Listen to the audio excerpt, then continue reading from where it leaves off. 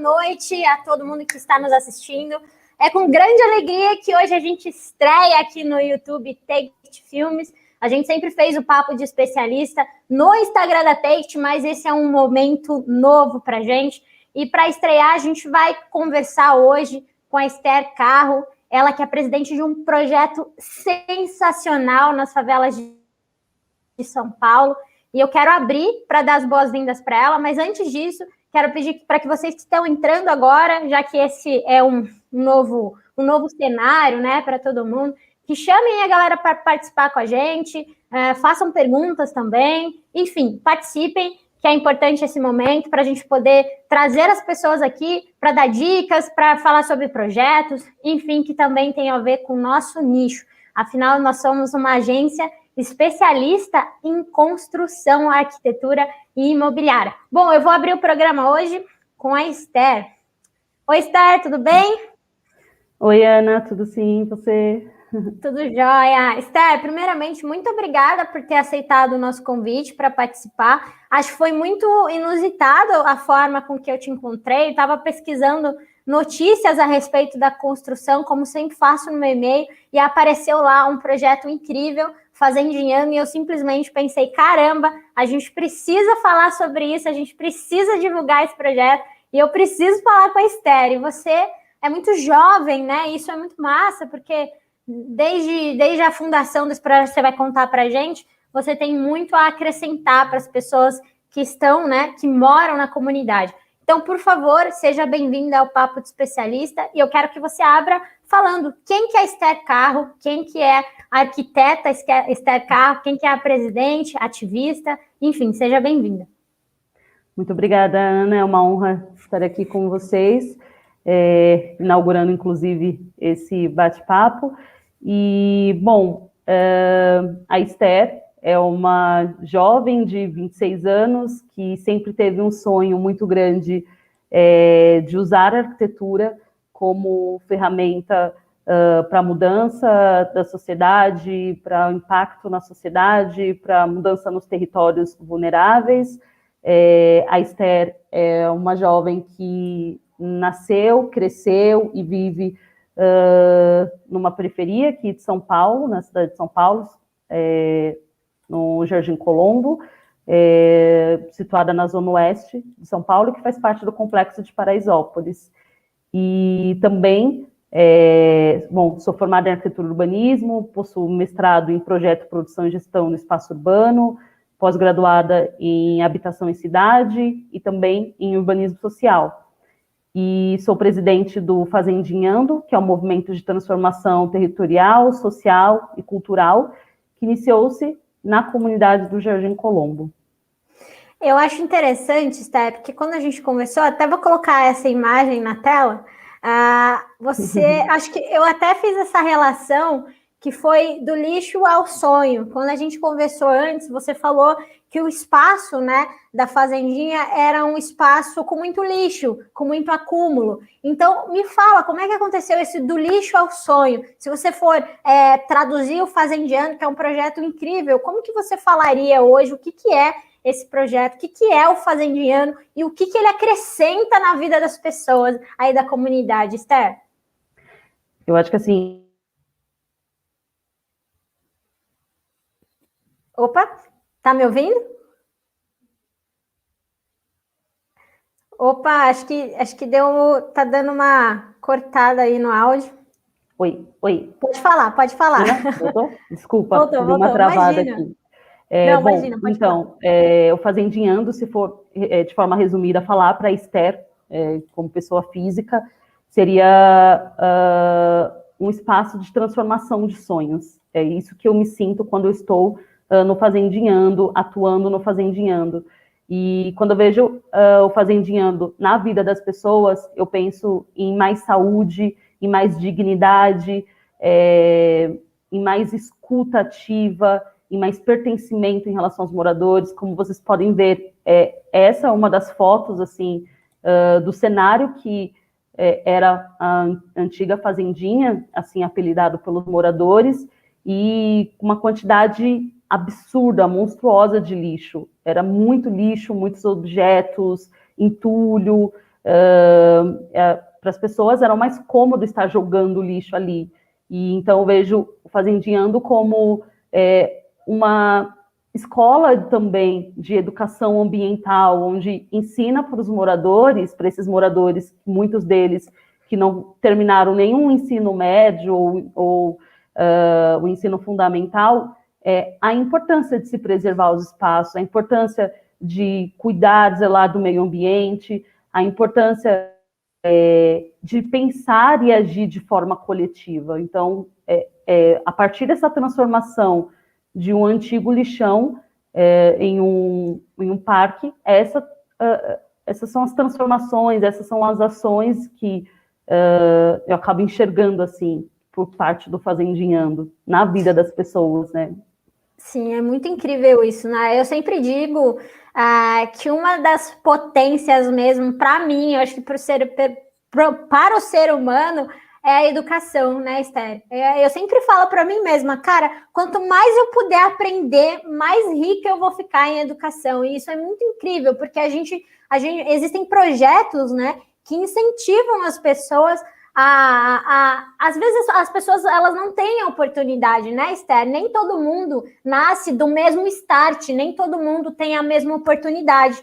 E às vezes a gente só precisa de uma luzinha para acender, né, a nossa cabecinha para a gente conseguir ir adiante. Eu acho que isso diz muito sobre o Fazendinando. Então, é incrível. Eu acho que você diria que esse projeto, né, esse movimento nasceu a partir da necessidade que vocês tinham aí na comunidade? Por exemplo, quais são as maiores carências daí da comunidade, Esther? Bom, o Jardim Colombo é uma comunidade que tem aproximadamente 5.000 famílias e é uma comunidade assim muito jovem, então tem muitas pessoas novas, metade delas são nordestinas, vieram de várias regiões do Nordeste, e ela antigamente, antes de se tornar uma favela, eram chácaras. Então tinha muitas áreas verdes, tem o córrego que antes era limpo, animais, enfim. E a comunidade começou a ser ali ocupada, né, muito pela necessidade das pessoas. A região do Morumbi é uma região que naquela época, inclusive ainda hoje, oferta um grande número de empregos. Então, para as pessoas era mais fácil. Eu vou trabalhar aqui no Morumbi, então eu preciso morar próximo do Morumbi. É melhor, é mais fácil, é mais rápido. Então, como tinha essas áreas do Jardim Colombo, que é um fundo de vale, sem nenhuma infraestrutura, estavam áreas abandonadas, as pessoas começaram a ocupar essas áreas muito por essa necessidade do morar e de morar próximo do trabalho.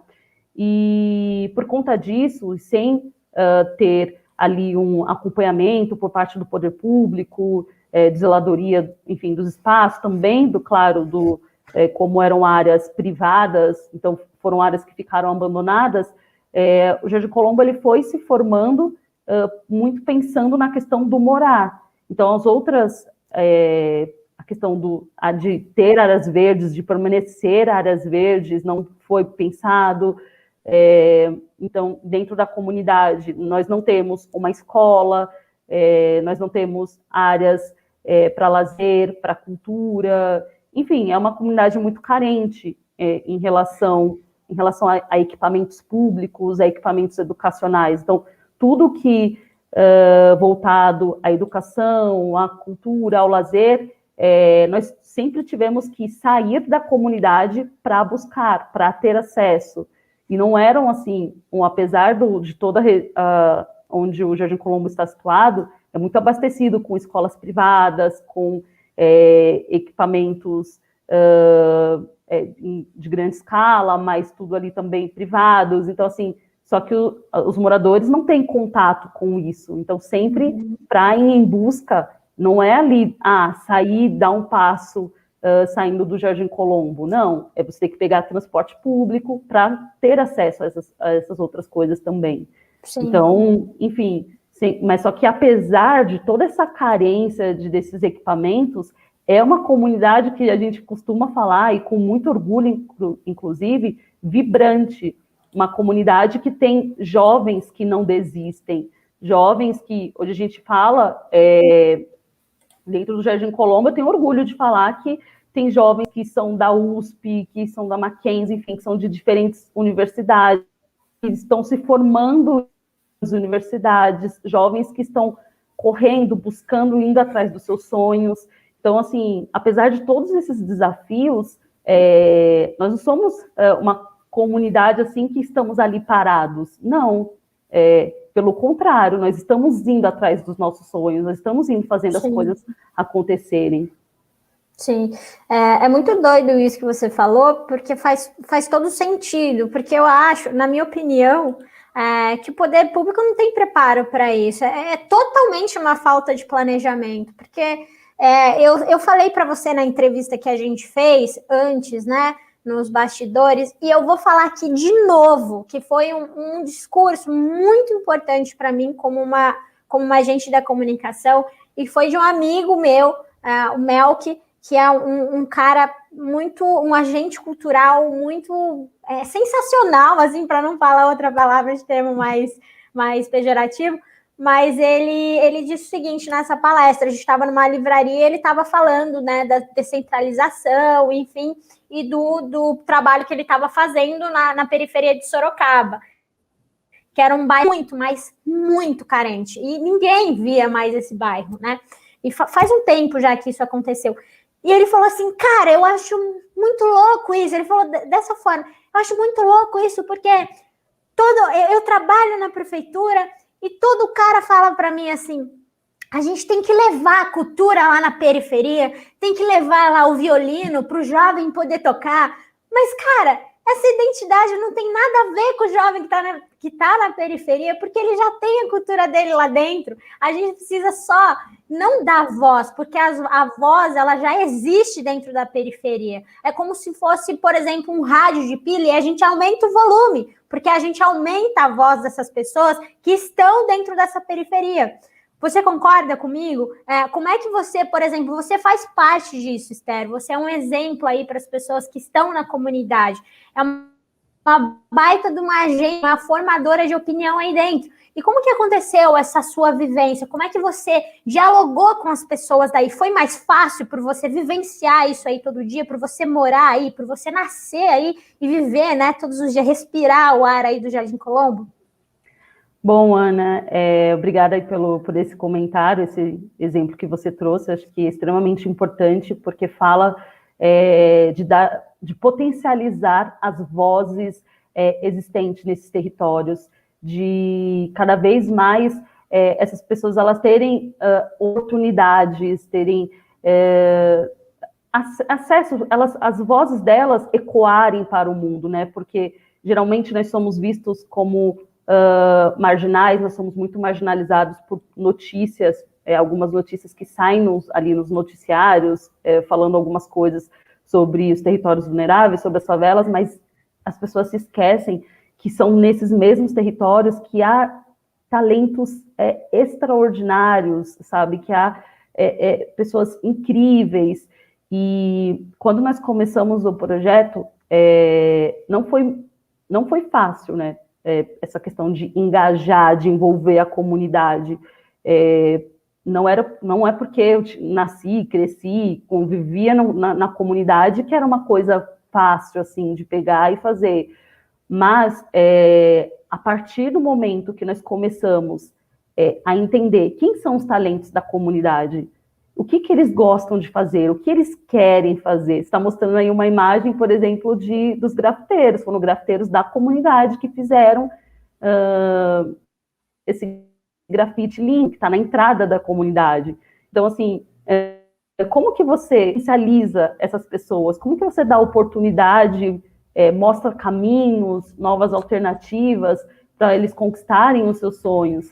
Então, foi a partir do momento que nós começamos a entender isso, que quando nós estávamos atuando ali numa transformação territorial, nós começamos a entender que não era suficiente apenas essa transformação territorial, a gente tinha que entender que a arquitetura é para as pessoas. Então, nós começamos a visualizar isso, a entender isso, de fato, na prática ali, na pele.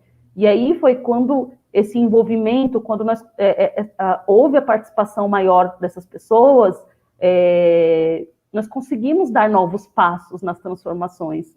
E isso ia se reverberando dentro da comunidade, continua até o dia de hoje. E a gente vê o quanto esses jovens, essas mulheres, essas crianças, elas se sentem felizes em participar do Fazendinhando, e o quanto a vida delas estão sendo impactadas, e o quanto também essas pessoas estão sendo mostradas, eu diria assim, não para São Paulo, não para o Brasil, mas para o mundo, sabe? Então, eu acho que o Fazendinhando, ele tem muito disso, de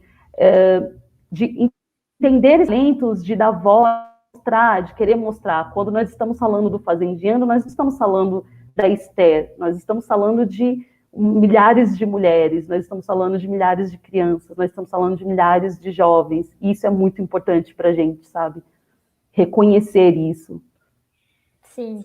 A gente tem uma pergunta aqui do Vladimir.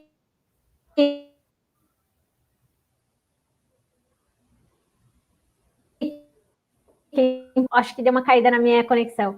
Inclusive, a gente tem uma pergunta dele, que ele foi o cara que me apresentou o berço assim, da cultura. Ele está perguntando o seguinte: o projeto pode ser estendido para outras comunidades? Muito obrigada pela pergunta. Se você que está em casa quer perguntar, fique à vontade. Então, espero a palavra sua. Sim, obrigada, Vladimir, pela pergunta. Sim, com certeza. O projeto, a maneira como a metodologia que nós utilizamos, ele ocorre. Nós acabamos utilizando também poucos recursos, não é rios e rios de dinheiro para essas ações, essas intervenções. Opa, tá me escutando? Pode falar, pode falar. Uhum, tá. Pode falar. Bom, então, eu vou repetir, não sei se ficou, sim, mas assim, a metodologia que nós utilizamos no projeto, ela justamente serve para ter essa replicação em outros espaços, em outros lugares, porque são pequenas intervenções, o gasto, ele é menor, tem esse engajamento todo da comunidade, que é extremamente importante. Então, assim, nós já começamos a ampliar esse projeto para outra comunidade, e o nosso sonho grande, nosso objetivo, nossas metas para daqui a alguns anos, realmente é expandir para outros lugares, não só para as periferias, mas, enfim, para qualquer território que haja necessidade, porque a gente sabe que esta realidade, ela não é exclusiva do Jardim Colombo, ela se repete em vários outros lugares. Sim, legal. Ele fez outra pergunta aqui, o poder público tem colaborado, Esther?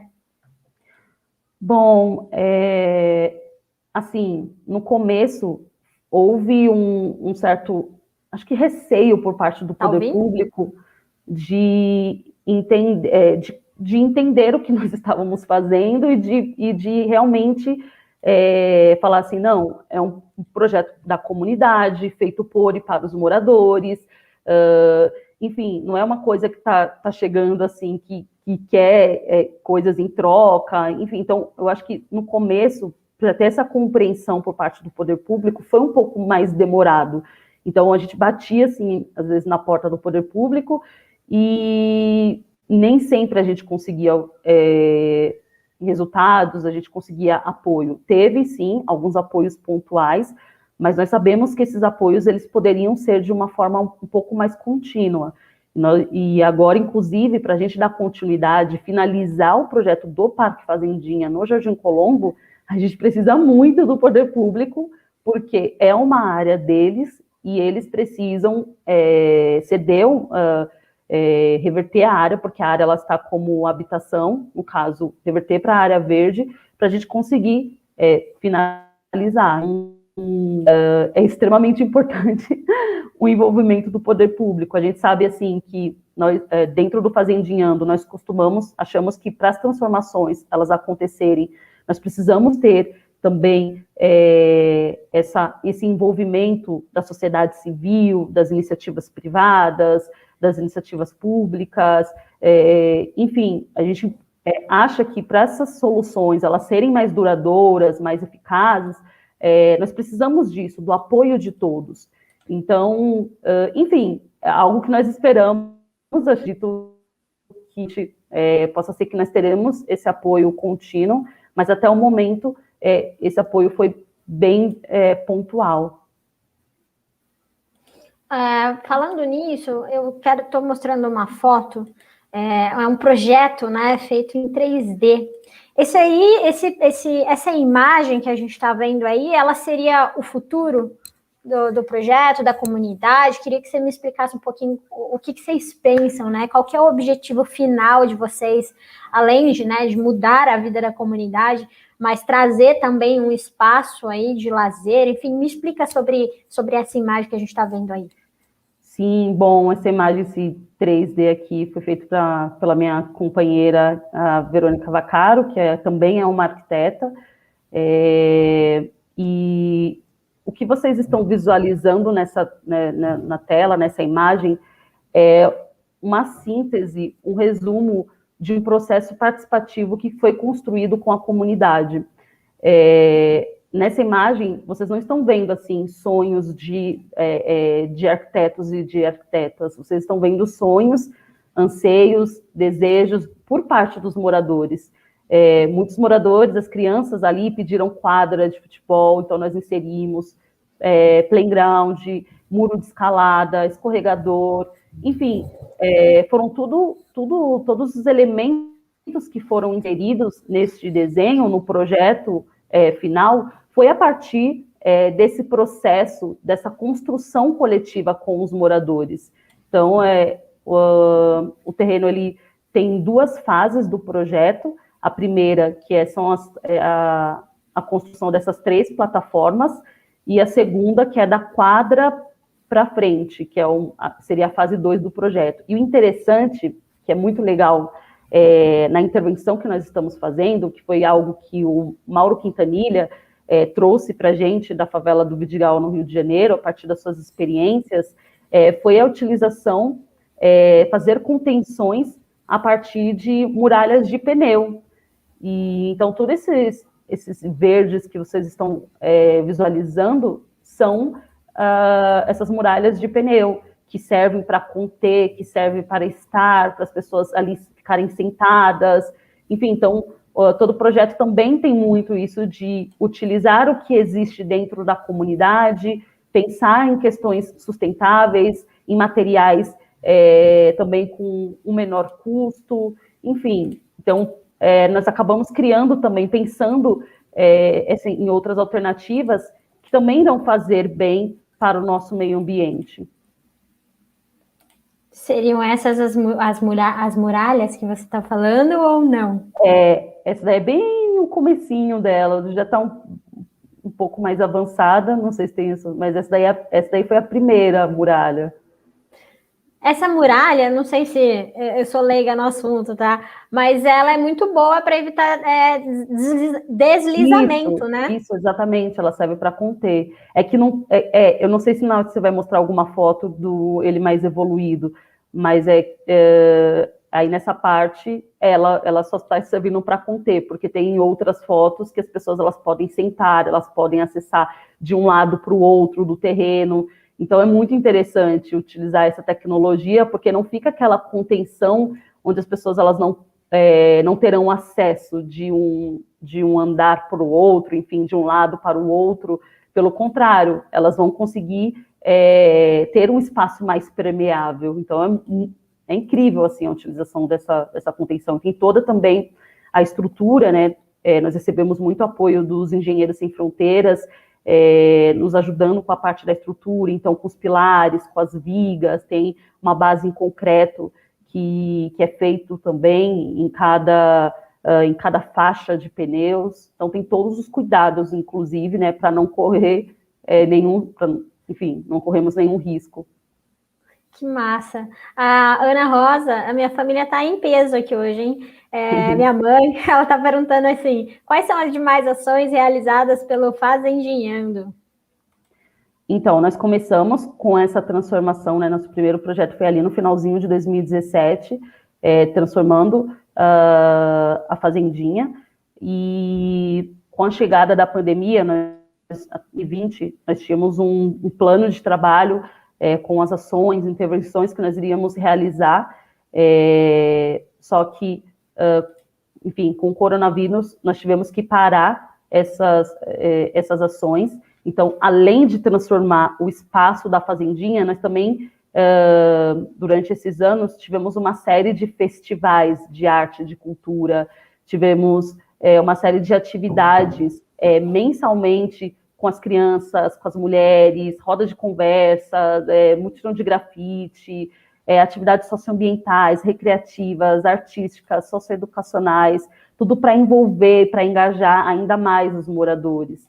E aí, o nosso foco nunca foi a parte de assistencialismo, mas ela foi em 2020 e, inclusive, início agora de 2021, foi extremamente necessária para ajudar os moradores. Então, nós ficamos um tempo atendendo essa demanda e conseguimos atender todo o Jardim Colombo. No começo, para a gente, isso era bem improvável de acontecer, já que nós não tínhamos, assim, muito recursos para poder atender quase 5.000 famílias, e graças a uma rede que foi criada, nós acabamos conseguindo. E aí, durante esse momento da pandemia, dessas entregas, distribuições, nós acabamos fazendo muitas pesquisas, e nessas pesquisas constava um número muito grande de mulheres desempregadas, chefes de família, com filhos, baixa escolaridade, vivendo de aluguel, e isso acabou nos preocupando muito. Então, nós acabamos criando o projeto das fazendeiras, que lida com a qualificação na gastronomia e na construção civil. Na gastronomia, começou ali com as mulheres preparando marmitas para atender a comunidade, e da construção civil, que para a gente também foi assim um resultado que nós não imaginávamos que seria, que não iria ter assim tanta adesão, frequência assim, e baixa, inclusive, quase não teve evasão assim por parte das mulheres nos cursos. Então, para a gente foi extremamente importante. E o interessante, como que funciona o projeto das fazendeiras na área da construção civil. As mulheres, elas recebem as aulas teóricas, depois delas receberem as aulas teóricas, elas recebem as aulas práticas. O interessante é que durante essas aulas teóricas, o assunto ele não é focado, limitado apenas ao conhecimento técnico, mas nós também trabalhamos com a comunidade, com as fazendeiras, as questões de colaboratividade, de sustentabilidade, então mostrando para elas que elas precisam ajudar na comunidade, que elas precisam participar, se envolver, e também empoderando essas mulheres, porque a maioria delas chegaram durante as aulas com aquela, será que eu consigo fazer? Será que é possível mesmo? Será que eu posso? Então, nós também tínhamos que trabalhar com isso. E depois dessas aulas teóricas, as aulas práticas aconteciam na casa delas ou em algum espaço da comunidade. Então, ao mesmo tempo que nós estamos trazendo, capacitando, trazendo a qualificação profissional para elas, trazendo mais conhecimento para elas, nós também estávamos trazendo qualidade de vida para os espaços na comunidade e para suas moradias, não só para elas, mas para os seus familiares. E o terceiro ponto, dentro dessa capacitação, dentro desse projeto, é que nós temos um acompanhamento dessas fazendeiras. Então, após o término dos cursos, nós procuramos conectá-las com o mercado de trabalho. Hoje nós temos parte das fazendeiras que estão trabalhando no setor da construção civil, seja ali numa empresa ou por conta própria mesmo. Sim, é muito legal essa foto aqui, elas estão super engajadas. E como que funciona essa parceria, né? Por exemplo, a gente sabe que hoje Fazendeando tem vários voluntários, então o próprio engenheiro civil vem dar essa oficina. Por exemplo, você que é arquiteta, você também dá essa oficina. Como é que você passa o seu conhecimento para essas mulheres? E a primeiro momento, como é que elas recepcionaram isso, Esther? Porque, por exemplo, Existem muitas mulheres hoje que são chefes de família, é óbvio, mas existem muitas mulheres que moram com a família. E a gente sabe ainda que a maioria do público que trabalha hoje com mão de obra, isso é comprovado, ainda é masculino. Então, como é que foi a receptividade da família dessas mulheres? Como é que eles lidaram com isso? Bom, então, falando em relação a essa parte mais técnica de quem são os professores, quem são as pessoas que dão aula, nós temos tanto pessoas da comunidade, profissionais que possuem já um tempo de carteira assinada na construção civil, então tem cerca de 20 anos que já atuam nessa área, então essas pessoas, eles são contratados para poder ofertar essas aulas.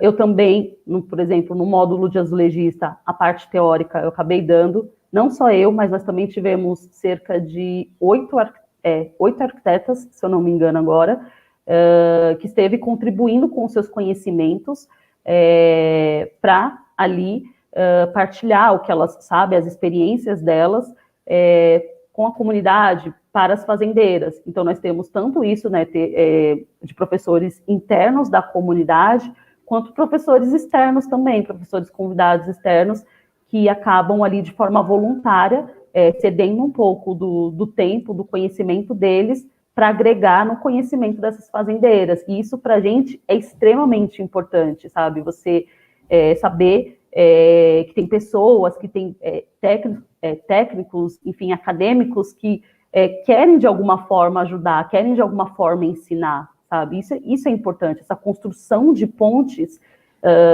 de saberes, dessas conexões, é muito valiosa para os nossos projetos. E, assim, o que nós percebemos em relação aos familiares das fazendeiras é que eles davam um apoio. A maioria delas não possuem parceiros, e mesmo assim aquelas que possuem, enfim, marido, namorado, algo assim, apoiavam elas. Os filhos, nossos filhos, então, principalmente. Então, não houve aquela coisa, assim, aquela rejeição por parte deles. Acho que, pelo contrário, eles tentavam cada vez mais apoiá-las, ajudá-las, incentivá-las. Então, para a gente, isso também é um bom resultado, né? Já que se a gente faz uma pesquisa, eu cheguei, inclusive, a fazer uma série de pesquisas sobre como que está a mulher inserida no mercado de trabalho na construção civil, né? No setor da construção civil. E é muito baixo, é baixíssimo. Nessas áreas, 99% predominante pela presença masculina, exatamente. E a partir desse projeto, o mais legal, né, desse projeto, que eu acho que é o diferencial também, é que tudo isso é aplicado na própria casa. É muito legal isso. E essa distribuição de material é feita por vocês também? Por exemplo, elas usam capacete, usam todo o material de segurança também. E o que vocês perceberam também como deficiência na estrutura da casa delas, por exemplo? Porque elas aprendem lá a passar um reboco, às vezes, arrumar a luz, enfim, me fala um pouco sobre isso. Certo. Bom, em relação aos equipamentos, isso é por parte do Fazendinhando, nós fornecemos para elas toda a parte de EPI, até porque é extremamente necessário, né? A gente não quer colocar ninguém ali em risco, então tudo isso nós acabamos oferecendo, faz parte da nossa metodologia, do nosso escopo de trabalho. E em relação às casas, essas moradias, 90% delas, assim, estão em condições que não têm um revestimento, algumas que estão bem precárias, que os ambientes são extremamente pequenos, insalubres. Então, assim, a gente percebe o impacto que essas pequenas intervenções vão causando. E o mais interessante é que quando você ensina, vou falar aqui, por exemplo, da questão do revestimento, do azulejo, enfim, assentar azulejo, assentamento de piso, e quando você ensina essa técnica, essas intervenções aconteciam, às vezes era no banheiro, ou na cozinha, ou na sala, elas que escolhiam o ambiente que iria ser reformado por elas, mas nós percebemos que elas começavam ali no curso, né, a reformar um ambiente, e depois elas conseguiam dar sequência. Então, é muito bacana isso, né, porque o projeto ele vai dando uma continuidade, ele vai mostrando, mostra, né, abre essa oportunidade para as mulheres, delas pegarem, delas aprenderem, os revestimentos também, parte dos revestimentos nós acabamos recebendo de doação, outra parte somos nós que acabamos custeando também, enfim. Então, assim, é aquilo, é você mostrar o caminho e não deixar que elas vão ficar dependentes da gente, não, e elas vão pegar e vão seguir, elas vão dar os próximos passos. As ferramentas também, que nós utilizamos para os cursos, quando elas precisam dessas ferramentas, já que muitas delas não possuem dinheiro para estar comprando as ferramentas, nós também emprestamos essas ferramentas. Então, já teve, por exemplo, a Gorete pedindo uma ferramenta emprestada para poder fazer ali um trabalho dela. Então, não, pode pegar, pode utilizar. Então, a gente sempre tenta dar, né, essa autonomia, de alguma forma, assessorar e ter esse acompanhamento também com as fazendeiras. Não é um projeto que ele só aplica ali a amostra técnica, não tem, o que aconteceu com a Alexandra, o que aconteceu com a Eide, o que aconteceu com a Maria, o que aconteceu com elas. E nós sabemos o que acontece com elas, o que está acontecendo com elas, porque nós temos todo esse acompanhamento, toda essa preocupação com essas fazendeiras. A gente tem uma pergunta aqui do Beto Christian, eu vou colocar na tela aqui. Ele perguntou de que forma as empresas da arquitetura e construção podem agregar no projeto. Nossa, Beto, uma ótima pergunta. E é o que cada vez mais nós queremos, o envolvimento, a participação de empresas, de escritórios, de arquitetura, engenharia. Bom, primeiro que dentro das obras há uma sobra muito grande desses materiais. Então, se de alguma forma nós conseguimos receber essas sobras, para a gente vai ser de uma utilização assim muito, muito, muito, muito, muito grande.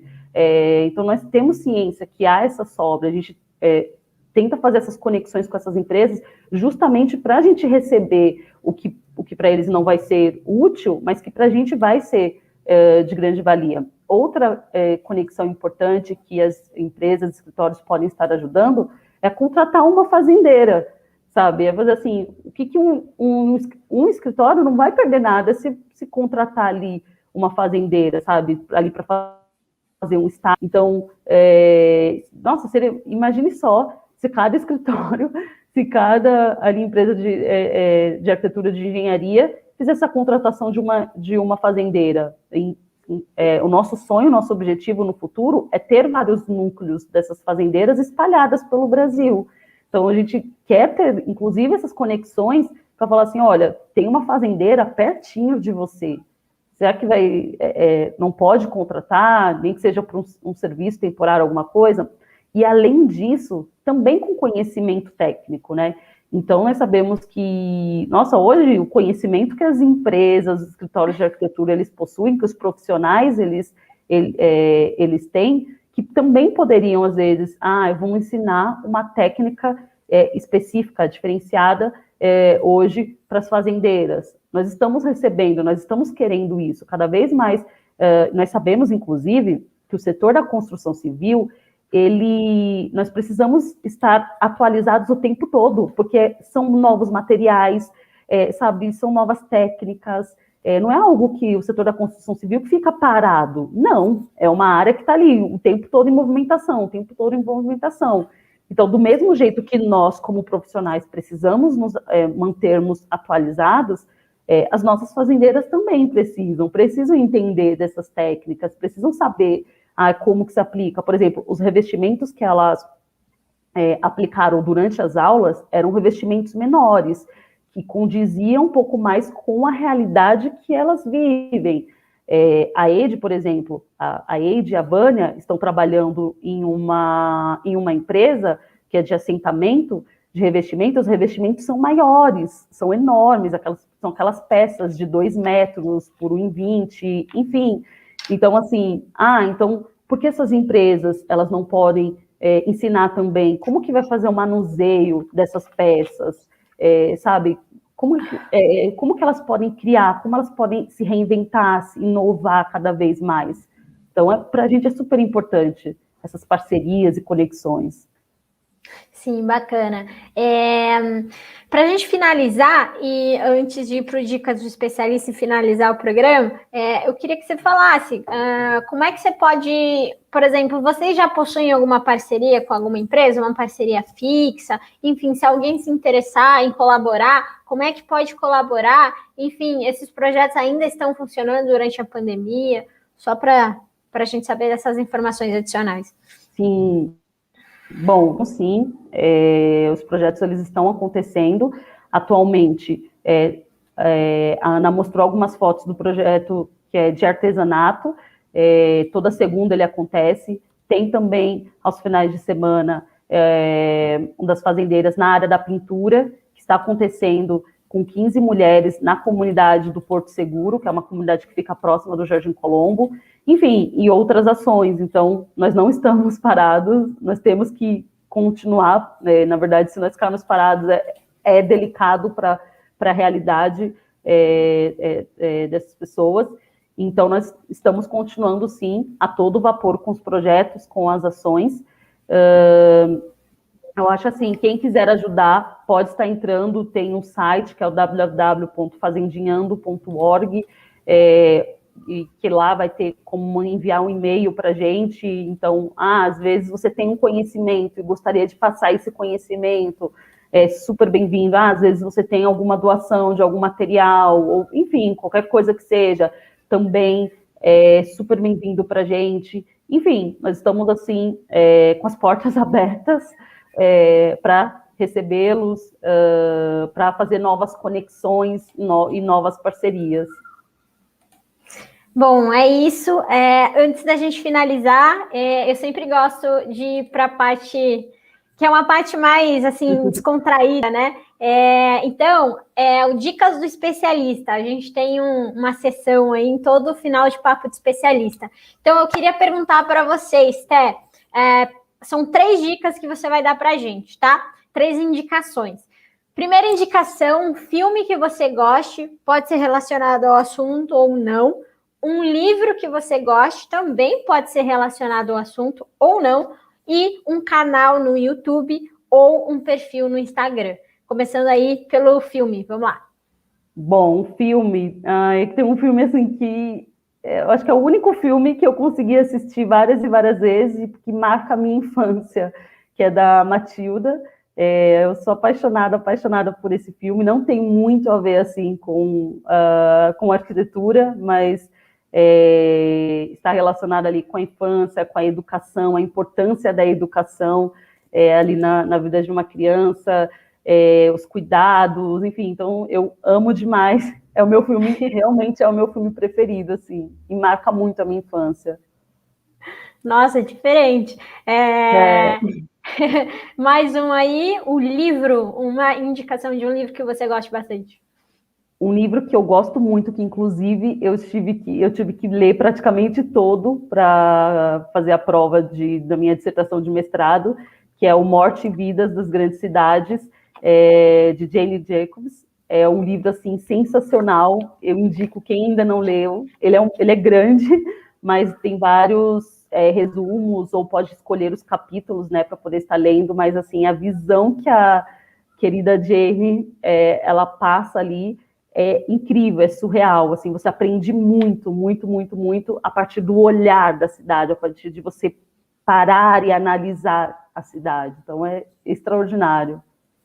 Legal. E para a gente finalizar, um perfil no Instagram ou um canal no YouTube que você goste bastante? Eu vou falar o perfil do Instagram, eu acho que o @fazendinhando, que lá vocês vão poder acompanhar um pouquinho mais das nossas ações, do que nós estamos fazendo, enfim, bem divertido, eu tenho certeza que vocês vão gostar. Tem algum outro perfil que você queira indicar também? Olha, agora o mais recente